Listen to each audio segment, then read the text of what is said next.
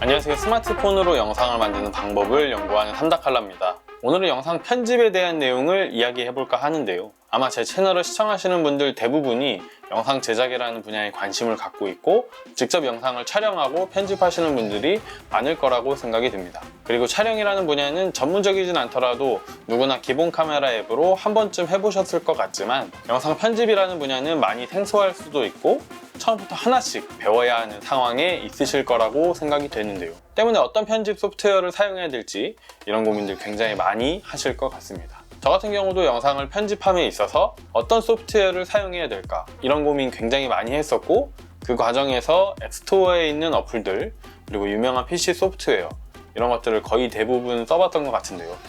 그런 과정에서 대부분 어플리케이션들이 공통적으로 갖고 있는 성질이라던가 아니면 기본적으로 꼭 알아야 하고 이해가 필요한 그런 개념들이 꽤 있다고 보여지더라고요. 그리고 이런 개념들을 제대로 이해하지 못하면 아무리 쉬운 툴을 쓰더라도 영상 편집이라는 과정이 어렵게 느껴지는 요소라고 생각이 되는데요. 그래서 오늘은 여러분이 어떤 편집 소프트웨어를 쓰던 간에 반드시 알아야 될 기본적인 개념들 그리고 영상 편집 소프트웨어를 바라보는 시각 이런 것들에 대해서 말씀드리면 어떨까 하는 마음에서 준비를 하게 되었습니다. 그러면 바로 시작을 해보겠습니다.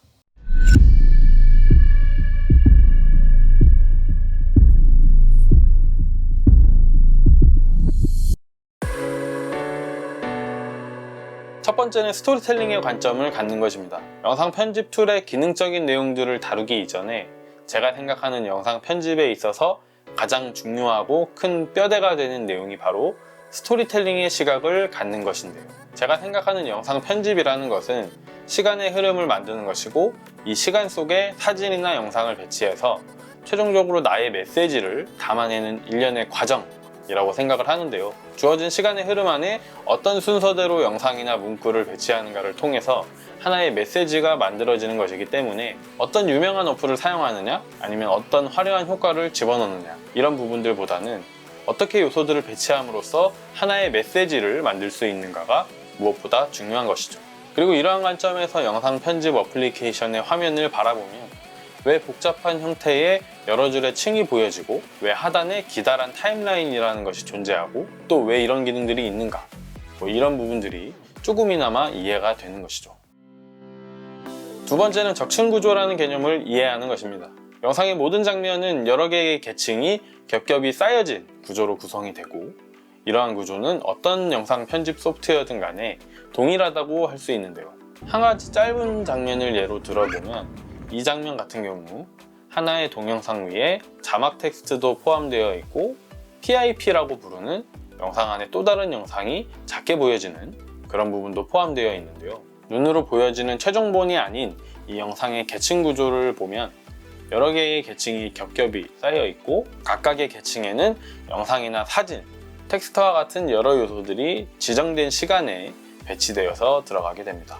그리고 각 계층의 특정 시간에는 중복되지 않은 독립된 하나의 요소만 배치되게 되고 하나의 계층 안에 포함되는 여러 요소들은 서로 시간이 겹치지 않도록 각각의 구간이 할당되어서 배치되게 됩니다. 예시 영상 같은 경우 3초 정도 길이의 영상이니까 각 계층은 영상과 동일한 3초의 길이를 갖고 지금 같은 경우 동일한 시간에 보여지는 최대 요소의 개수가 3개니까 총 3개의 계층이 활성화되어 있다고 볼 수 있습니다.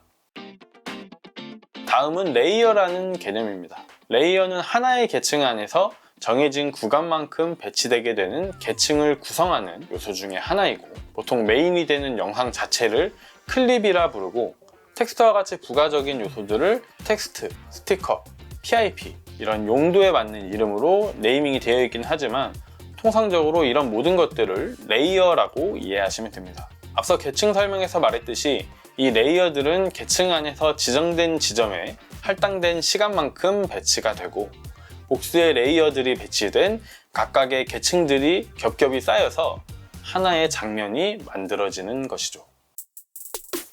다음은 타임라인의 조작입니다. 앞서 설명한 계층과 레이어를 시각화하여 보여주는 것이 타임라인인데요. 이 타임라인을 통해서 시간 흐름에 따른 각 계층에 포함된 레이어의 배치를 눈으로 확인할 수도 있고 새로운 요소를 추가하거나 아니면 이미 추가된 요소의 배치를 새롭게 변경할 수도 있습니다. 그리고 타임라인은 영상 안에 포함되는 거의 모든 요소의 배치를 관리하기 때문에 포함되는 요소가 많아질수록 다소 복잡하게 느껴질 수도 있는데요. 쉬운 편집 툴들은 이러한 타임라인의 복잡성을 최대한 단조롭게 표현해서 초보자들도 어렵지 않게 레이어를 배치할 수 있도록 화면이 구성되고, 전문적인 성격을 갖는 편집 툴일수록 타임라인의 적층 구조를 시각적으로 전부 나열해서 보여주는 특징을 갖습니다. 그리고 타임라인은 영상이라는 시간의 흐름을 총괄적으로 관리하는 도구이기 때문에 최대한 넓게 펼쳐서 세밀한 부분들을 프레임 단위까지 확인할 수도 있고, 아니면 최대한 좁게 좁혀서 전체적인 맥락을 확인하는 도구가 되기도 합니다. 다음은 프레임과 FPS입니다. FPS는 프레임 퍼 세컨즈의 약자이고, 직역하면 1초에 몇 개의 프레임이 포함되는가를 의미하는데요. 좀 더 쉽게 이 내용을 설명하는 예를 들어보면, 지금 보시는 장면처럼 책의 구석 부분에 그림을 그리고 한 장 한 장 계속해서 그려놓은 다음에 책장을 빠르게 넘기면 마치 움직이는 애니메이션처럼 보여지는데요. 동영상도 이 예시와 같이 여러 장의 이미지를 빠르게 보여줌으로써 사진이 아닌 움직이는 영상처럼 보여지는 원리로 동작을 합니다. 여기서 1초에 몇 장의 책장이 넘겨지는가를 나타내는 게 FPS라고 보시면 되고, 그림을 그려 넣었던 책의 페이지 한 장 한 장을 프레임이라고 이해하시면 됩니다. 그리고 우리가 일반적으로 보는 TV 영상은 30fps, 영화는 24fps로 구현이 되고, 보통의 영상 편집 어플리케이션들은 일반 유저들을 대상으로 한다면 30fps로 편집 화면이 설정되어 있고, 전문적인 성격을 가질수록 사용자가 직접 편집 화면의 fps를 선택하도록 되어 있습니다. 그리고 프레임이라는 것은 타임라인에서 보여지는 가장 작은 시간의 단위이고, 타임라인을 넓게 펼쳐서 볼 때 보여지는 눈금 하나하나가 각각의 프레임을 나타냅니다. 그리고 이 타임라인을 조작하는 사용자는 프레임 단위 눈금에 맞추어서 레이어를 배치하고, 최종적으로 레이어가 배치된 여러 개의 계층들이 겹쳐져서 보여짐으로써 영상의 한 프레임이 만들어지는 것이죠. 마지막으로 키프레임입니다. 각 계층에 배치된 레이어들은 사용자의 입력에 따라서 애니메이션 효과와 같은 어떠한 동작을 수행할 수 있는데요. 예를 들어 0초부터 3초까지 구간이 할당된 텍스트가 있고, 이 텍스트는 0초에서 1초까지의 시간 동안 점점 커져 보여지는 효과가 적용되어 있다라고 한다면, 텍스트가 배치된 전체 구간 중에서 효과가 시작되는 프레임, 그리고 효과가 끝나는 프레임이 있는데요. 이렇게 어떤 동작의 처음 혹은 끝이 되는 프레임을 키프레임이라고 부릅니다. 쉬운 툴들은 키프레임이라는 개념을 사용자한테 이해시키기보다는 이미 지정된 동작과 키프레임이 적용되어진 하나의 애니메이션 형태로 제공을 함으로써 누구나 쉽게 비주얼적인 효과를 만들 수 있게 해주고, 전문적인 툴들은 이미 만들어진 애니메이션 효과를 제공하기보다는 사용자가 동작과 키프레임을 직접 지정하도록 구현됨으로써 좀 더 어려울 수도 있지만 보다 자유도가 높은 그런 성격을 갖습니다. 지금까지 영상 편집 어플을 사용함에 있어서 제가 생각하는 뼈대가 되고 기본이 되는 공통적인 개념들을 설명드렸는데요. 사실 이런 개념들은 영상 편집 툴을 처음 설치하시면 가이드라던가 아니면 튜토리얼 동영상, 그런 형태로 거의 모든 어플들이 제공을 하고 있는데요. 다만 대부분 사람들이 이것을 쳐다도 안 보고 그냥 닫아버린 다음에 곧바로 편집부터 시작을 해버리기 때문에 영상 편집이라는 것이 더 어렵게 느껴지는 게 아닐까 생각이 되기도 합니다. 그리고 가장 처음에 말씀드렸듯이 영상 편집의 목적은 메시지를 담아내는 것이지 어떤 소프트웨어를 사용하는가, 그런 것들은 그 다음의 문제니까요. 오늘 말씀드린 부분들 잘 기억하신다면 어떤 어플을 사용하시던 간에 좀 더 쉽게 영상 편집이라는 과정을 시작하실 수 있지 않을까 생각이 됩니다.